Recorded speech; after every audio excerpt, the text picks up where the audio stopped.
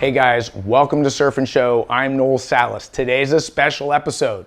I'm calling it the best of the best, building my surfboard quiver with all of my favorites with a focus of 1 to 6 foot surf. Now remember, we've been doing this for well over 9 years. More than 140 plus board reviews. And in most of those reviews, I'm riding at least 2 boards in 2 different constructions. So there's a lot to cover here. I'm gonna talk about different board categories. Why? Because I feel like you guys ask me all the time, what's my one favorite board after all these years board testing? And I feel like that's a loaded question. I then have to ask you for what wave height or the type of wave. Is it mushy or is it hollow and punchy?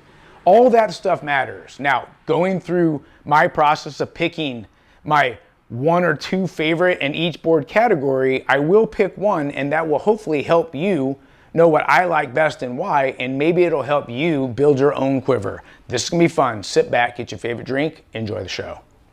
Now, the first place I wanna start is going to our website at surfandshow.com. It's super important.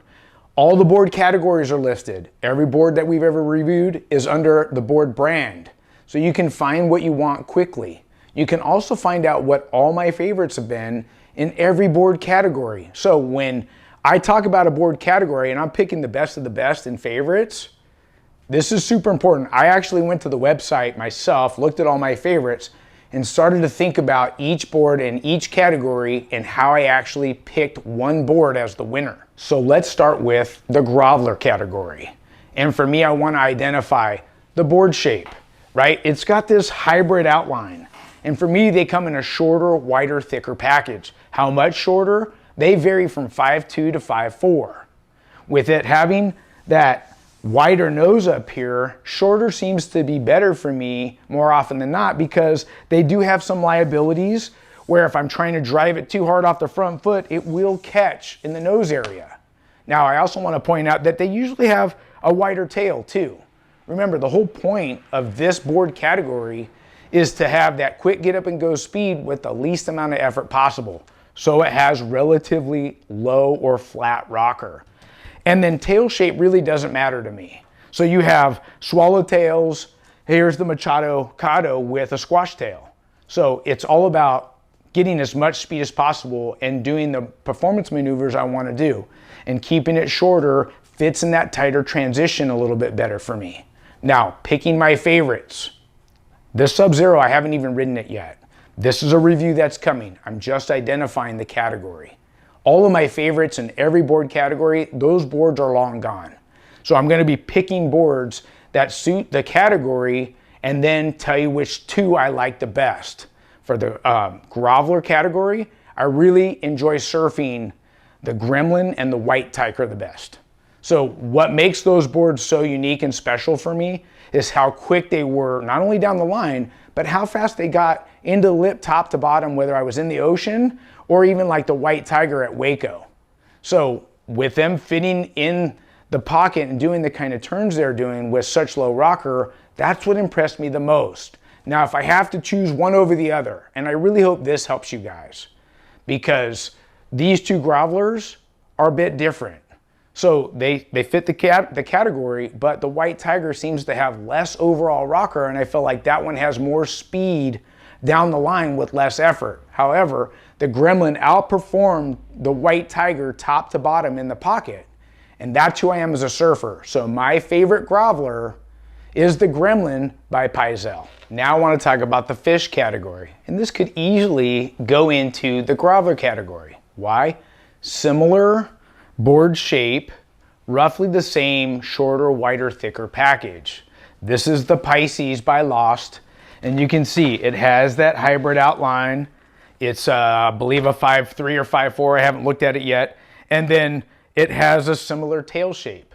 But most fishes have a swallowtail, and for you fish guys out there, you're gonna ask me what my favorite fish is, and that's why I broke this board out to its own category. Now, as you can see, I haven't ridden the Pisces yet. This board's coming up for review. But I also want to say that the R&F 96 is one of my all-time favorite fish boards. Now, if you follow the show, you know the best of the best. The R&F 96 is my favorite one-board quiver, and it has the ability to rip 1 to 3 foot surf. So, like I said, this could easily fall into the Groveler category. Now, the other board that I go back and forth with to what other fish that I absolutely love that kind of set itself apart from all the other fish boards that I've ridden, even set itself aside from the RNF 96, is Aquila Ipa's Contemporary Fish. Now, what I liked about that board and what makes it unique is that it has more of a pulled in nose, and it had a double bat tail. So wide tail block, I believe that board was 5'3", thing was lightning fast. And it's basically Aquila's version of the fish because it had a fish rocker with a wider tail block, but he likes to say on his boards, he likes to trim the fat. So it doesn't have the hybrid outline, it has a performance outline. Now, is it wider than a performance board on the nose area? Absolutely. But what I loved about that board is I could do quick, tight arcing turns in a smaller wave, and it never caught up here. So if I have to pick my favorite fish, as much as I love the 96, for 1 to 3 foot surf, if you're focused on small wave ripping for a fish, it's the Contemporary Fish. If you're looking for that board that has the best range from like 1 to 6 foot plus, I'm saying 96. Now this next category is the small wave performance boards. And I believe a lot of the biggest board name brands are doing excellent boards here. And it's hard for me to pick a favorite because I feel like this board category has become kind of like my high performance shortboard, right? They're having a performance outline, a little wider nose, a little wider tail than your typical high performance shortboard, but it has a low entry to medium exit rocker. So boards like Subdriver 2.0, Rocket Wide Squash Tail, Neckbeard 2, I mean, the list is a mile long. However, what I like about certain ones is the speed, the maneuverability, and I feel like as I go further and further into this board category, the bar is set so high that it's actually hard for a board to become a favorite of mine.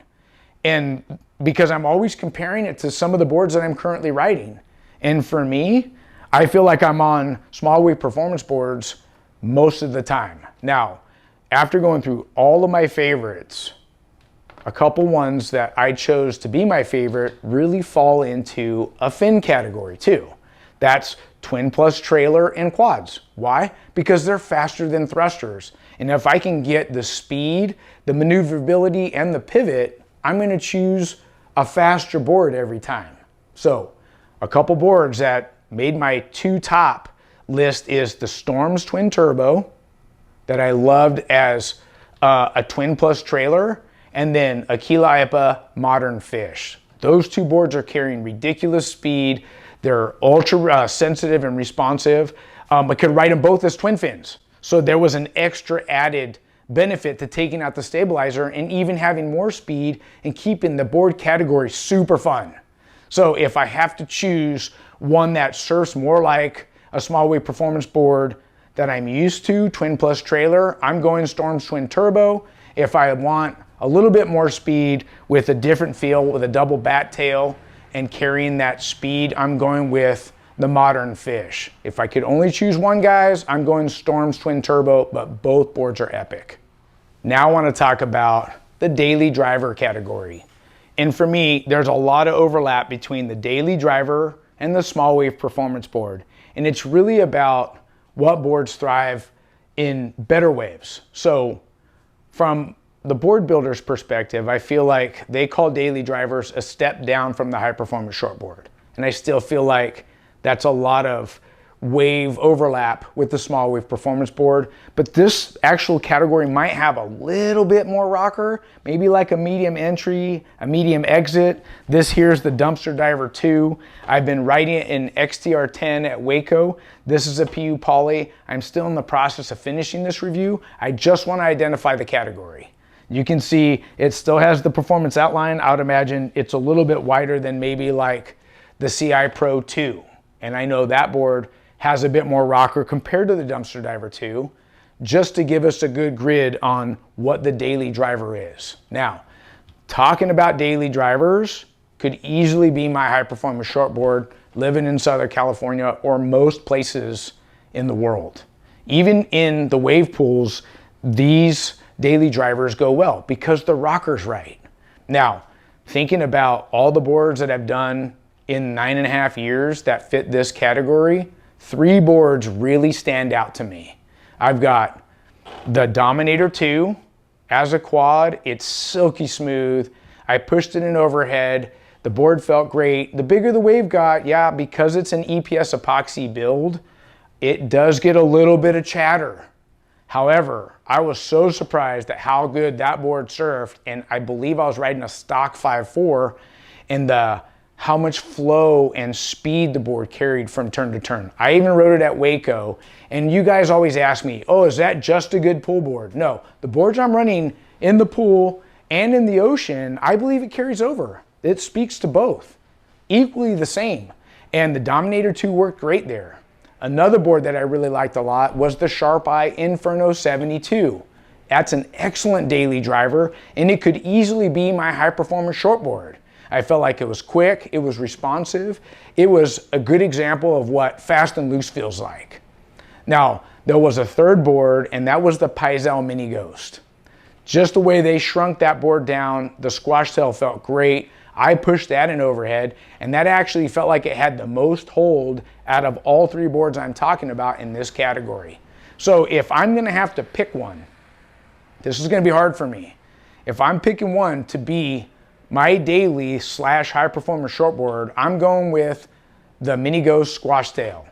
The squash tail has a wide enough tail block that it has that speed, so if I get into shoulder high surf and maybe a little bit below, I can still generate a lot of speed and do all the turns I want to do. And then if I'm getting into waves that are, well overhead, it had all the hold that I'm looking for. So the rocker felt good for me, and I'm saying Mini Ghost squash tail is my favorite daily. Now the next board category is high performance shortboards.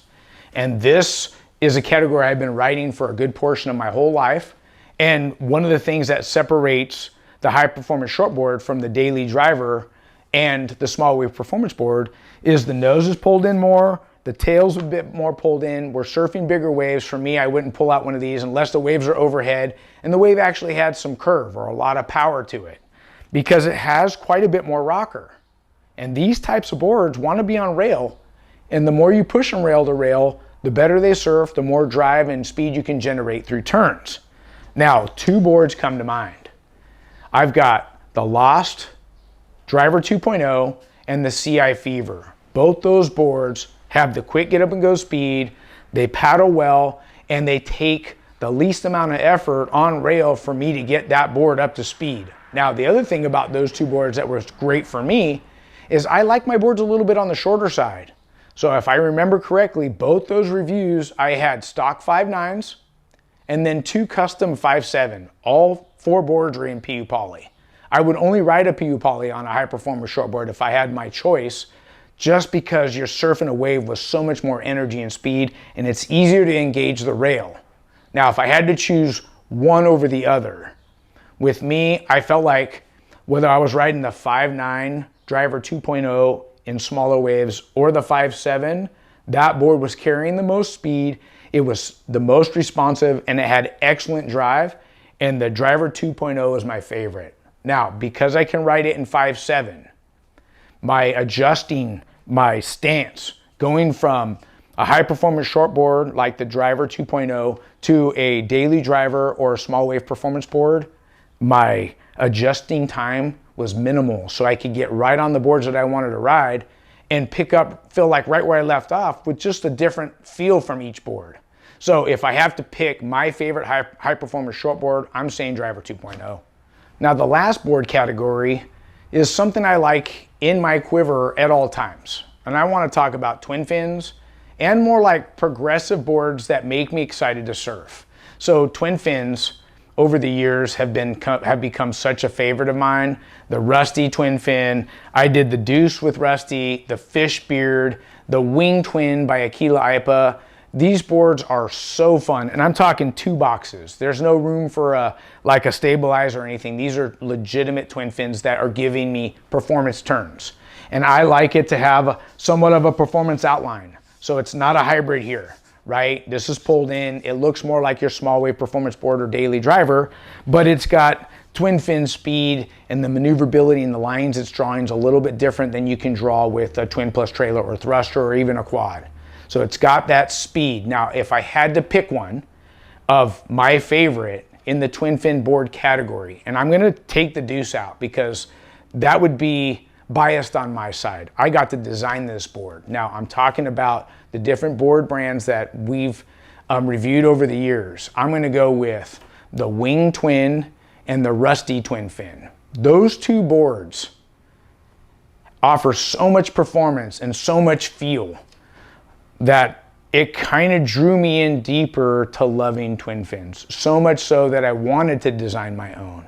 I felt like those boards kind of gave me a better grasp of how to use my rail and fin better and not rely on the thruster feel or a quad, where I actually feel like I rely more on the fin than I do on the rail. Now, if I had to choose one between the Wing Twin and the Rusty Twin Fin, I'm gonna go with the Rusty Twin Fin. I had the most control, the most drive. I could put it in well overhead surf. I could lay into the rail and turn as hard as I wanted. I really felt like the Rusty Twin Fin is on a level of its own, and I couldn't believe how good that board was.